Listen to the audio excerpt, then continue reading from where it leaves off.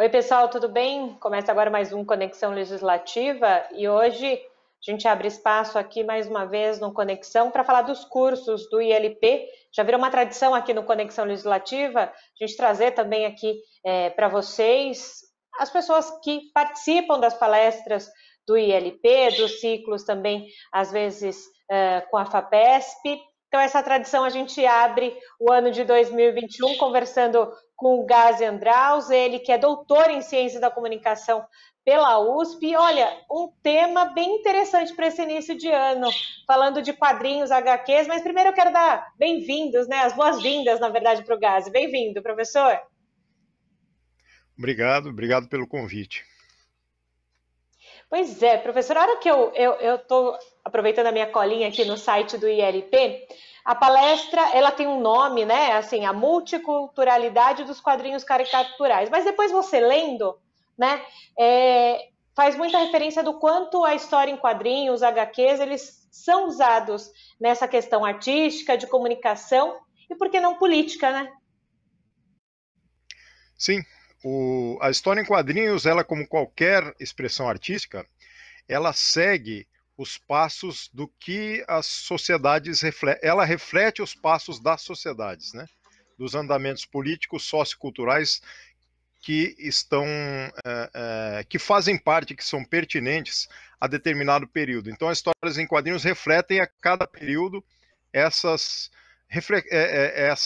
esses acontecimentos sociopolítico-culturais, né? E para quem não conhece muito essa questão de influência dos quadrinhos, talvez, quando a gente fala em quadrinhos, muita gente, né, o senso comum, que não está acostumado, lembra dos quadrinhos da infância ali, Turma da Mônica e afins, né? Ou talvez um pouco mais recente, algumas pessoas vendo a tiras ali da Mafalda, que a Mafalda repercute muito, né, nas redes sociais com as suas tiras, né? É atemporal, não é? Mas para quem não sabe, de onde surgiu a história dos HQs, da onde surgiu e como ela tem sido usada como uma expressão artística, não só para alguém ir lá e ler uma história. Isso é muito importante, porque o histórico das histórias em quadrinhos é um histórico complexo, ao mesmo tempo que atinente ao próprio desenvolvimento das civilizações do ser humano. Porque se você colocar como uma protogênese, os primeiros grafites dos homens pré-históricos se davam nas cavernas, né? E eram narrativas. Tudo que a gente faz é narrativa, quaisquer que sejam os temas.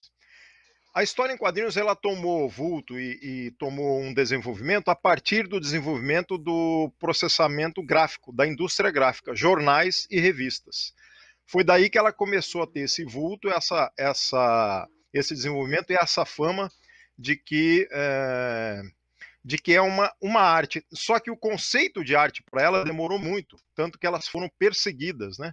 Então, se no final do século XVIII ou XIX, né, mais propriamente dito, começaram a circular os quadrinhos no final do século XIX, através de jornais, e depois no século XX começaram em revistas.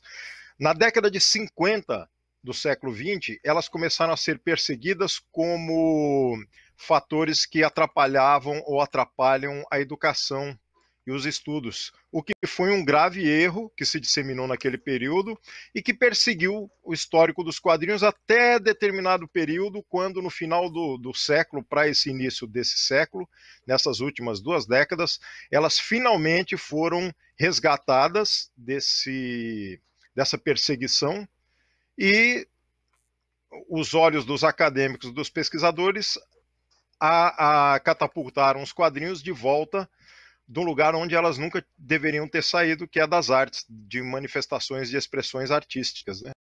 História meio nebuloso, porque elas não eram valorizadas, e atualmente elas são, ao contrário, bastante valorizadas. O que mudou? Não foram histórias em quadrinhos, foi o conceito, foi a inteligência e a percepção do ser humano com relação ao que elas são.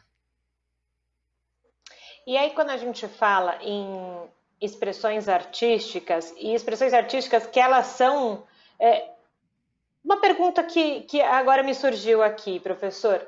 Toda expressão artística ela precisa ser politizada ou não? Não, o conceito de política, polis, cidade dos gregos, quer dizer, todo Uhum. cidadão é da polis, todo cidadão é político, querendo ou não, no sentido de cidadão integrado, né, à sociedade. A história em quadrinhos não obrigatoriamente tem que refletir um sistema ou um período político. Para isso existem as charges, né? As charges, os Sim. cartoons, as tiras, elas são como partes desse guarda-chuva, né? Que são as histórias em quadrinhos. Então cada um faz na sua área.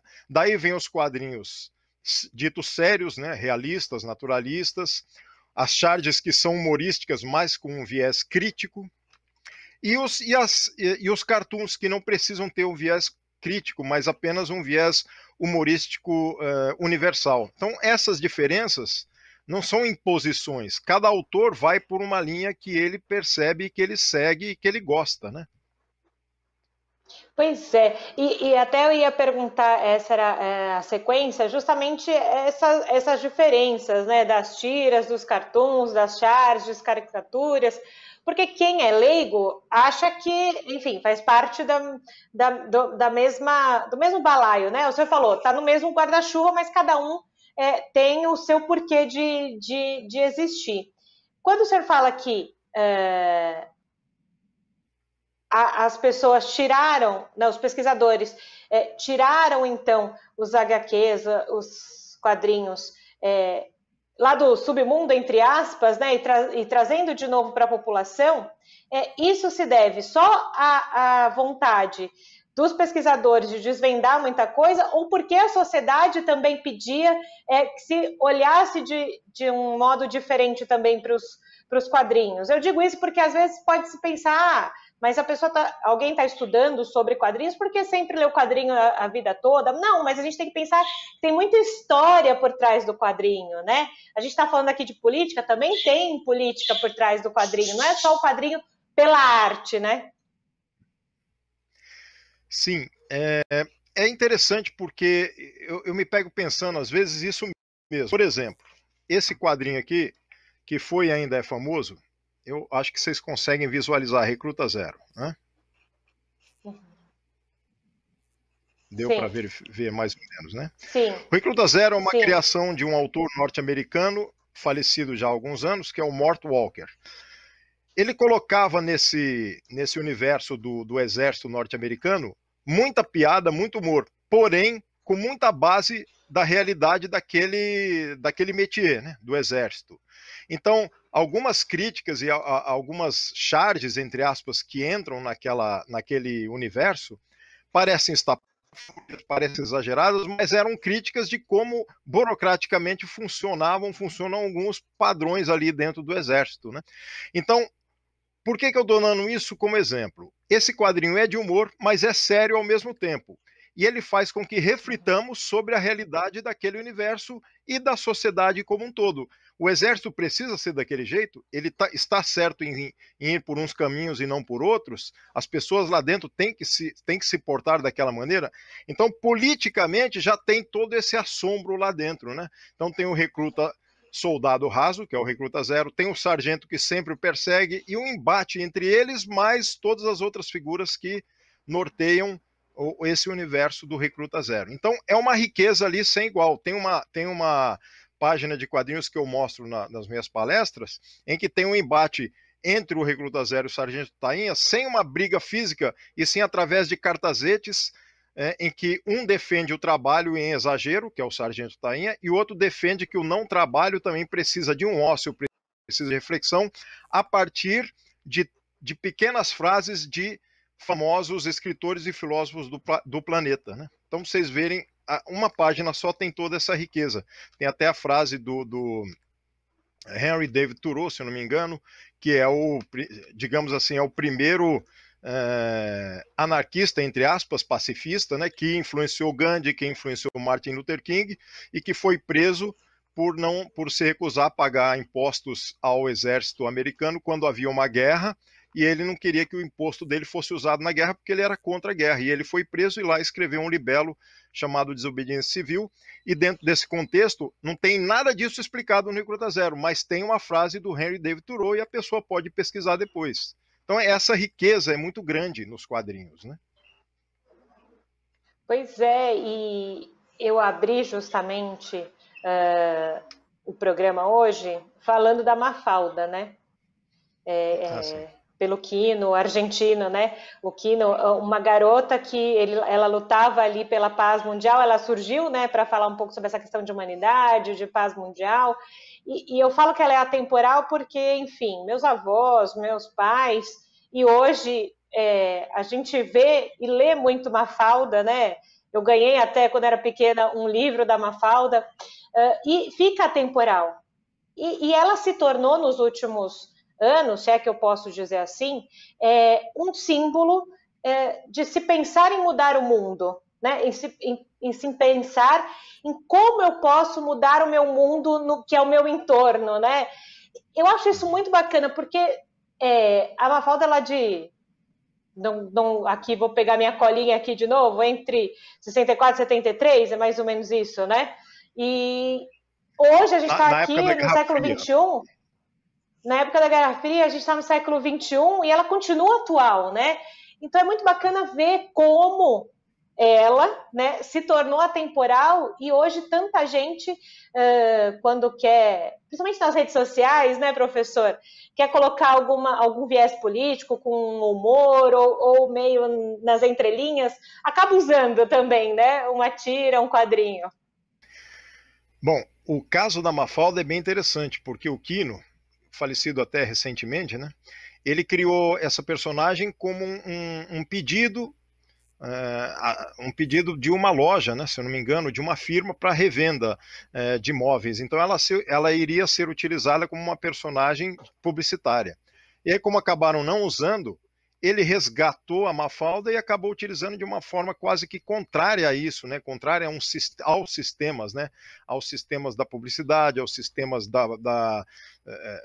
partidários, porque ele usou a Mafalda como um libelo universal, reflexivo, né?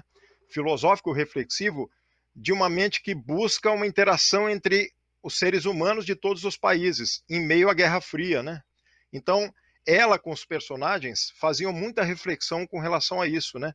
O mundo, o planeta, o globo, que ela tinha um globo lá na casa dela, ela perguntava ao globo se ele estava doente, enfim, tinha muitas colocações ali, não partidárias, que eram para uma união também universal, às vezes regionais ou atinentes aos países ditos de terceiro mundo, mas ao mesmo tempo de um âmbito universal, que todos querem a paz, todos querem a união. Então a Mafalda, ela continua firme até hoje, porque, como você mesma disse, ela tem esse tom universal, né, e atemporal. Pois é, sem falar e que era muito bacana. Caricatural, mas não, assim, só para completar, o desenho, o traço do Quino é cheio de achuras, é um traço muito bonito, achureado, para quem não sabe, achureado são aqueles risquinhos que dão efeito de sombra em desenhos de preto e branco, de nanquim, e o traço dele é fenomenal nisso tudo. E é caricatural, claro, tende muito ao caricatural, mas tem uma certa proporção do real quando aparecem os pais dela, mas tem o caricatural. E ele também fazia cartoons universais em álbuns em que não tinha a personagem Mafalda, eram situações sociais críticas que ele colocava nos cartoons, e esses cartoons são publicados também em álbuns exclusivamente para isso, né? E, professor, você falou, né, da caricatura, né? A gente vai pegando o gancho de uma resposta em outra. Por muitos anos também no Brasil, alguns jornais usavam também essa caricatura para se comunicar, né? Não só as longas redações, as longas matérias, né, na verdade, mas também as caricaturas, elas meio que dava um briefing ali do que a gente leria nas próximas páginas de muitos jornais, né? Não sei se... Eu acho que eu sinto falta um pouco disso, eu particularmente. É isso mesmo? Diminuiu essa questão da caricatura dizendo a que veio? né, para comunicar alguma coisa? Você se refere às charges jornalísticas, por exemplo? Que Isso, situavam isso. a notícia principal do dia? É Que interessante o termo que situava você no usou, do dia. porque no Brasil a gente usa charge, mas no exterior, principalmente na Europa, eles usam o termo caricature para charge, que é um termo universal que vem do Tá. italiano. Caricare, de carregar, de exagerar. Então é a situação da caricatura, que é em desenho ou em cena, filmes do Charlie Chaplin, por exemplo, de tempos modernos, só para ilustrar, né? Que ele caricaturizava um funcionário de uma máquina industrial lá, que ele começava a ficar com exagero lá na ação, na hora de apertar parafusos de uma esteira de uma máquina rolante que existia no início dos tempos da indústria, né? Foi uma crítica do Charlie Chaplin. Aquilo era uma cena caricatural. Então a caricatura, ela é um exagero mostrado de alguma cena, de alguma situação, com certo humor para claro, para o leitor fluir com aquilo, ter a fruição também, e ao mesmo tempo refletir. Nas charges jornalísticas, o objetivo realmente é esse.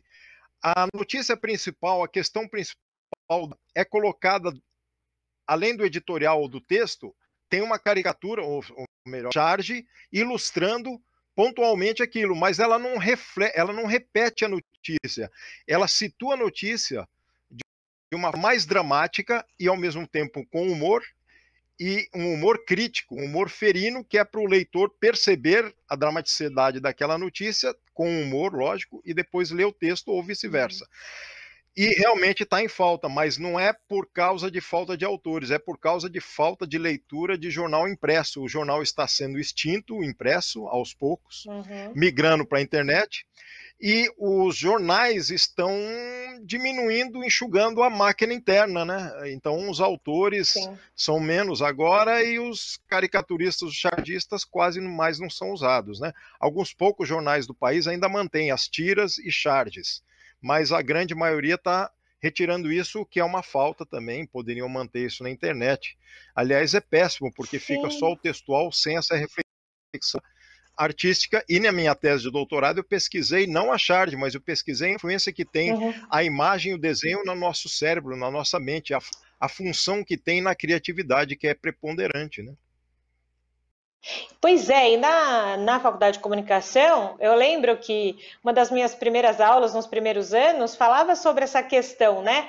No caso, na época, era uma aula de fotojornalismo, quanto a foto ali num bom lugar, uma boa foto num bom lugar na página do jornal, ela já dizia muita coisa do seu texto.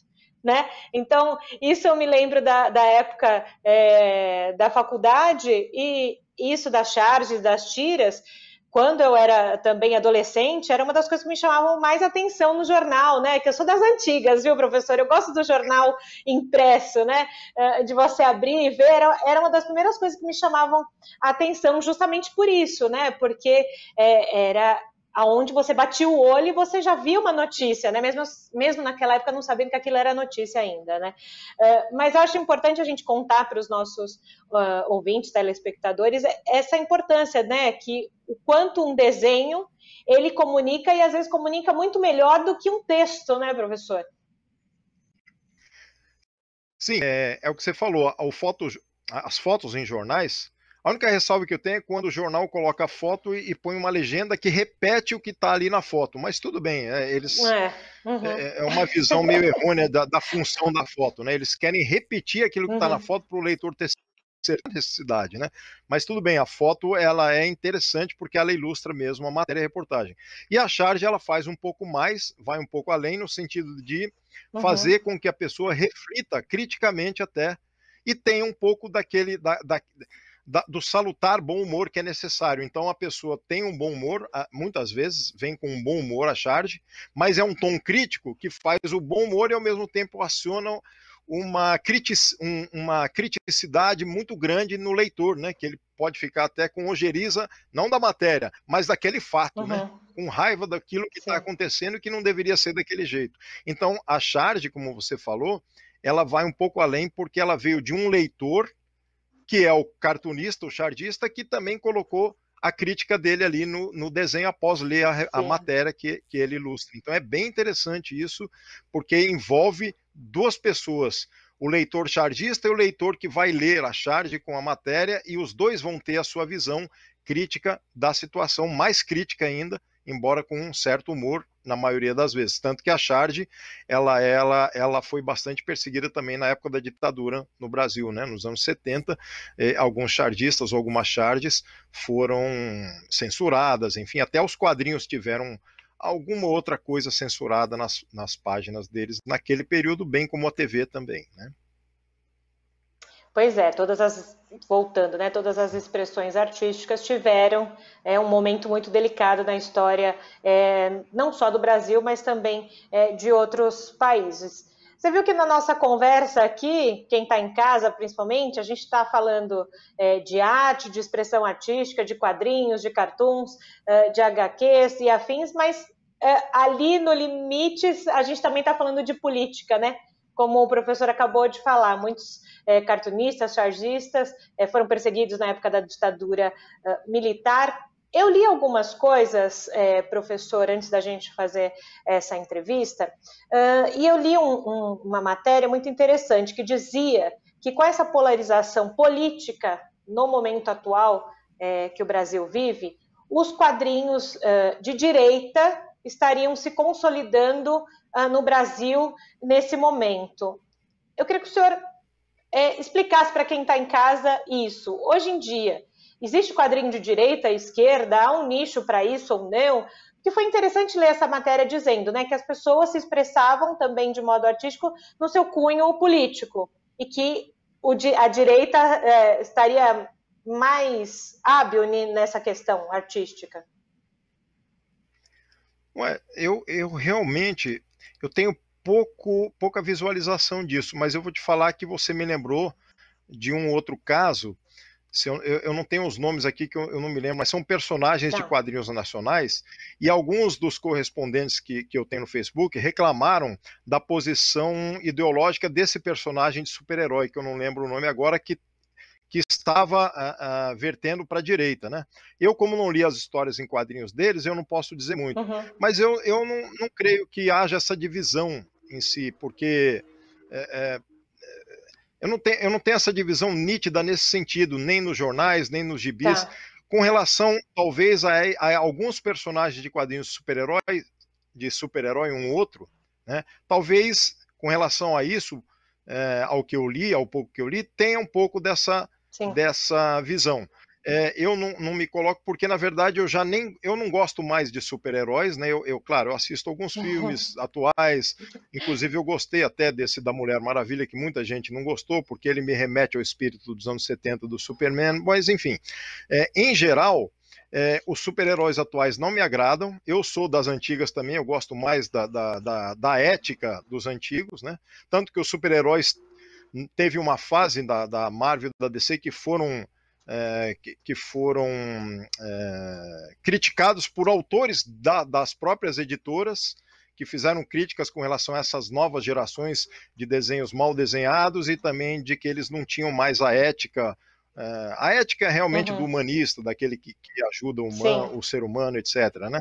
Enfim, mas é mais isso que eu tenho visto, né? Eu não vou fazer essa separação. Eu mesmo, politicamente, eu sou apartidário. Eu tenho uma verve anarquista, mas anarquista no sentido do Henry David Thoreau, aquele que é uma anarquia pacífica, uma anarquia de direitos humanos, e que influenciou Gandhi, que influenciou Martin Luther King. Eu não tomo posição de partido nenhum. Então, tem amigos meus e parentes que falam, mas você é da esquerda, mas não sei o quê. Não, eu não sou nem da esquerda nem da direita. Inclusive, meus quadrinhos, para quem não conhece, muita gente não conhece, porque meus quadrinhos eles vêm de uma linha chamada poético-fantástico-filosófica, que a gente desenvolveu inadvertidamente no Brasil. Eles são quadrinhos mais universais, no sentido de que não tem um personagem fixo e que emanam essa visão de que o mundo poderia ser outro, o universo poderia ser outro, as pessoas, enfim, ela não tem uma narrativa tradicional, mas tem uma poética no meu quadrinho que é para situar o ser humano como algo além daquilo que ele é. Né? Então, eu quis te responder além, porque o meu interesse político é no cidadão politizado, né? No cidadão que vive na sociedade e que sabe dos seus direitos e seus deveres. E, infelizmente, no Brasil, a maioria é obrigada a saber dos seus deveres, mas a maioria não sabe dos seus direitos também. E isso eu busco saber muitas vezes. Eu mesmo tenho um blog, tenho alguns blogs que quase estão inativos atualmente, o pessoal quase não usa.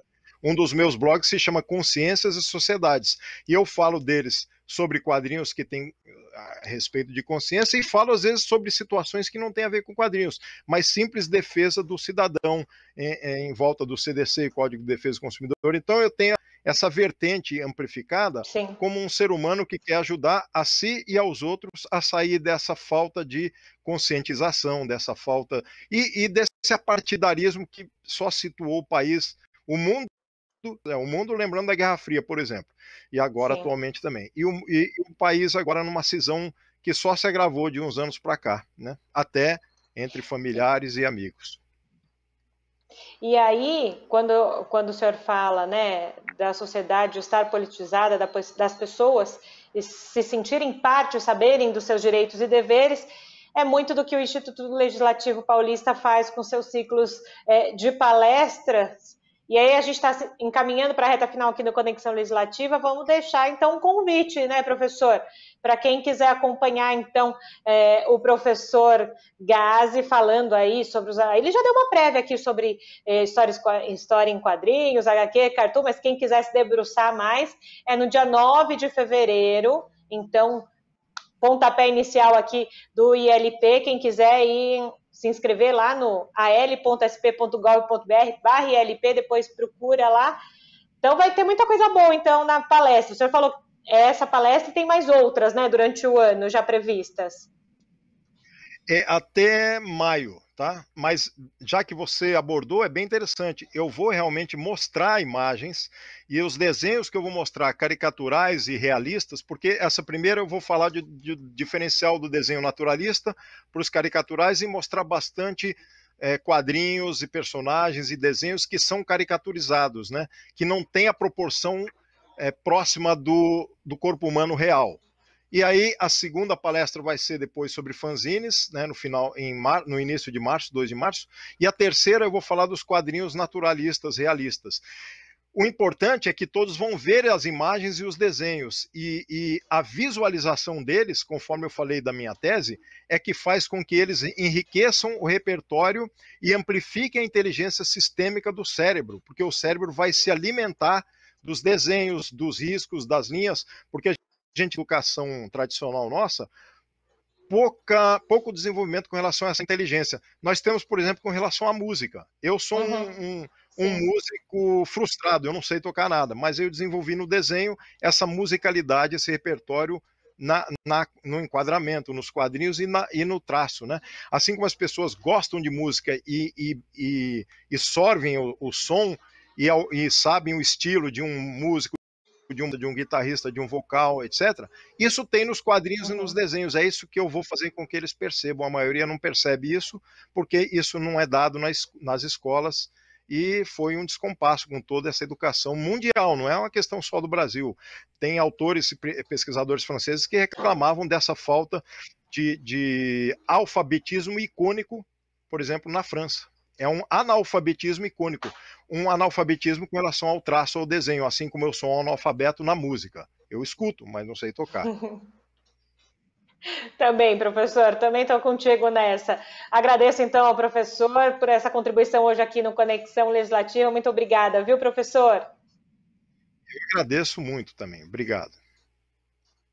Você que está em casa, fácil, então não esqueça, hein? Os cursos do ILP começam na próxima semana.